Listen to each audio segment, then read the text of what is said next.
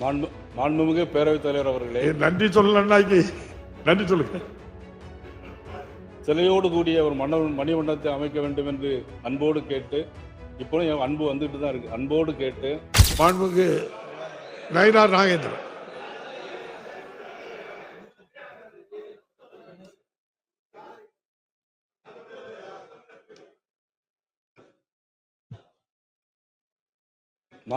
மாண்புமிகு பேரவைத் தலைவர் அவர்களே, நன்றி சொல்லலன்னா நன்றி சொல்லுங்க. மாண்புமிகு பேரவைத் தலைவர் அவர்களே,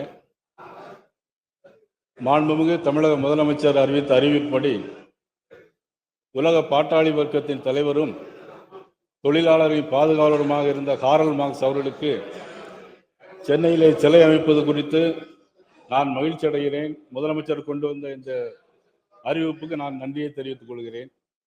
அதேபோல 1952ஆம் ஆண்டிலிருந்து தொடர்ந்து சட்டமன்ற உறுப்பினராக, நாடாளுமன்ற உறுப்பினராக பணியாற்றிய திரு மூக்கியாத்தர் அவர்களுக்கு மணிமண்டபம் அமைக்க வேண்டும் என்ற அறிவிப்பையும் நான் வரவேற்பதோடு, உசிலம்பட்டியில் பசும்பொன் முத்துராமலிங்க தேவர்களுக்கு பக்கபலமாக சமுதாய ரீதியாக எல்லா சமூகமும் ஒற்றுமையோடு வாழ வேண்டும் என்பதற்காக வாழ்ந்து மறைந்த திரு PK மூக்கியாத்தர் அவர்களுக்கு மணிமண்டபம் அமைப்பது, அதில் மாண்புமிகு முன்னாள் முதலமைச்சர் OPS அவர்கள் சொன்னதை போல சிலையோடு கூடிய ஒரு மணிமண்டபத்தை அமைக்க வேண்டும் என்று அன்போடு கேட்டு, இப்போ என் அன்பு வந்துட்டு தான் இருக்கு. அன்போடு கேட்டு